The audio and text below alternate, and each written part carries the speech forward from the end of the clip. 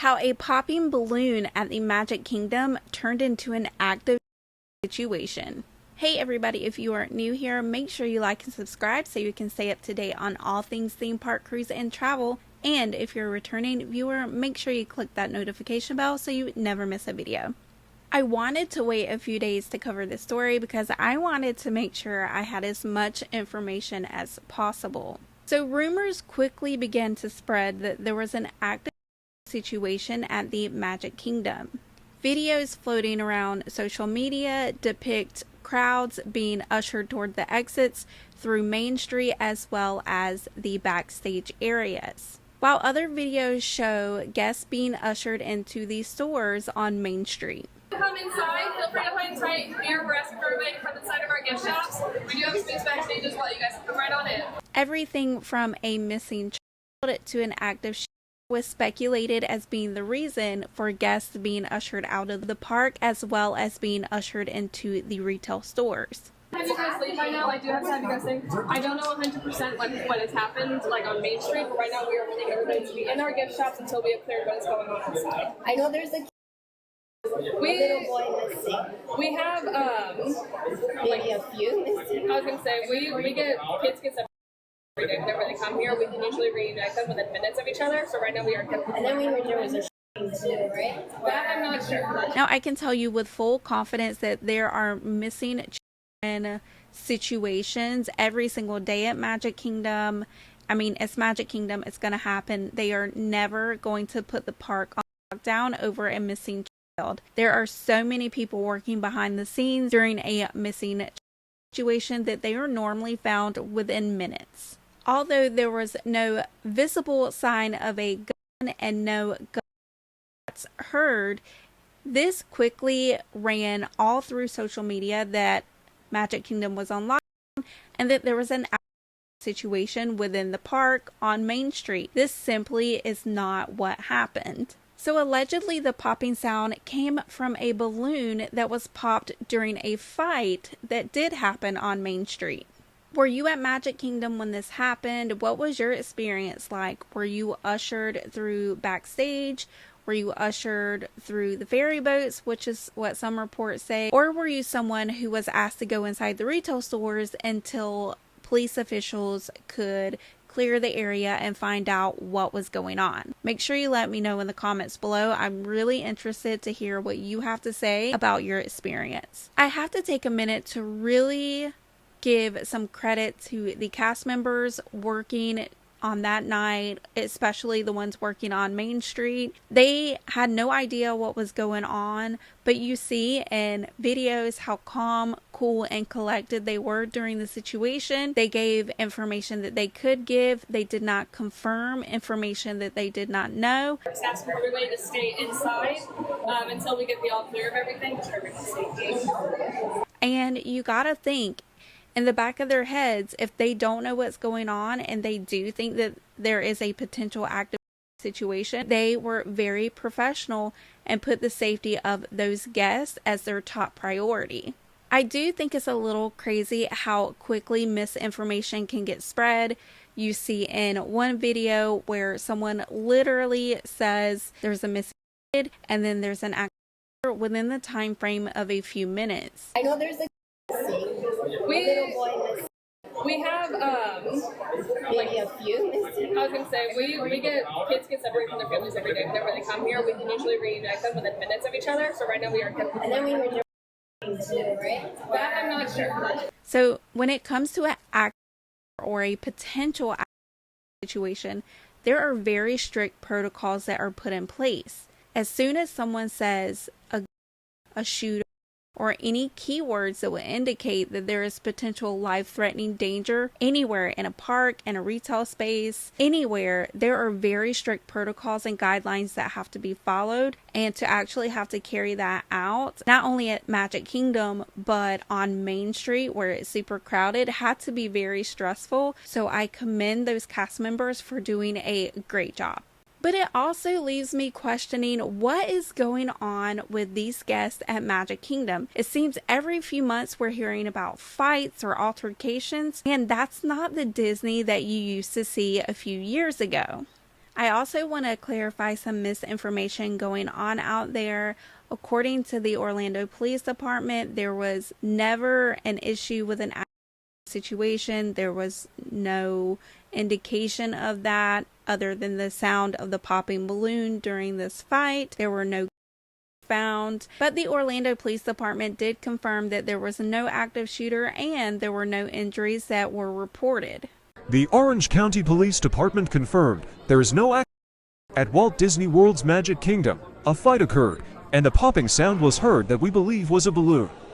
Guests began running, and that's how the active shooter rumor started. All of this was because people got into a fight for whatever reason. They don't know how to behave in these parks, and a balloon popped. So this balloon that popped during this fight between this family or families or people, I don't really know the information on that. If you know any information on the fight itself, let me know in the comments below. I'm really interested in the details on that. Kind of hard to find that information online. But it makes me question, so these people are fighting, a balloon pops. That means, allegedly, that there are kids around within that family or that group dynamic. Now, of course, there's going to be kids around. It's Magic Kingdom. But can you just imagine, put yourself in those kids' shoes? Like, how scary is that your family members or your parents or random strangers are fighting at the happiest place on earth? Magic Kingdom is supposed to be a place where you take your kids to ride some rides, their first roller coasters, and meet Mickey and Minnie Mouse.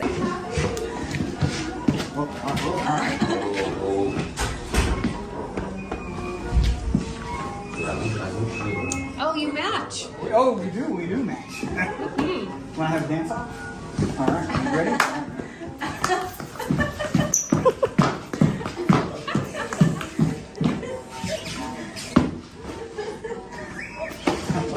I think you want that.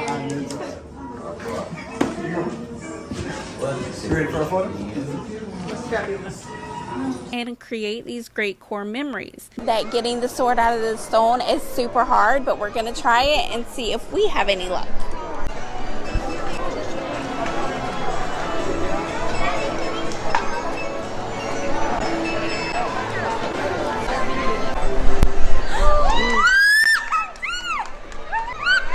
Not traumatize them. I see it in the parks all the time. Parents are angry for whatever reason. I was sorry. Sorry that I care about my child. My fucking dad was clearly killed and saving me. Like, I'm done. No, I'm done. I'm going to get a relationship. He's done. I'm done. She wants to do this. I'm going. Maybe they didn't plan enough. You should subscribe to my channel. I'll teach you everything you need to know. Maybe the parents are tired and frustrated. They can't figure out the difference between multi-pass and single pass, why this one costs this amount of money and how you can use it and when you can use it and how many rides can you get on and why is it so hot and why is everything so expensive. Whatever the situation is, I see it all the time in the parks. Parents are frustrated and mad, and they all say they spent so much money to come to Disney, and before you know it, everybody's fighting, balloons are popping, and we're in a lockdown at Magic Kingdom. I like to give advice or share my thoughts and opinions with every story on how to make situations better, but I think at the end of the day, you don't really know how you're going to react. But my thing is this right here. If there are kids around, you need to learn how to control your mouth, your actions, and your temper. You are teaching these kids that it's okay to feel like you can turn violent when things aren't going your way, when you're not happy, when you're tired, when you've spent all your money, when you've been in the heat all day. You cannot act like that. And now you're saying I have to, even though he has a pass, you're saying I have to buy a ticket for him. This is the way I talk. If you cannot handle Disney, if you cannot handle the stress, if you don't know how to use the functions of getting on the rides quicker, then you need to sit back, take some time, and really think about if this is the place for you to go. There are so many educational YouTube channels. I've done a video on the new multi-pass, single pass lightning lane. I will leave that linked in the description box, so make sure you check that video out. But there are so many educational channels that can teach you how to navigate through Disney. Nobody can teach you how to control your own emotions when you get to the parks. Disney is overwhelming. You're not going to ride every ride.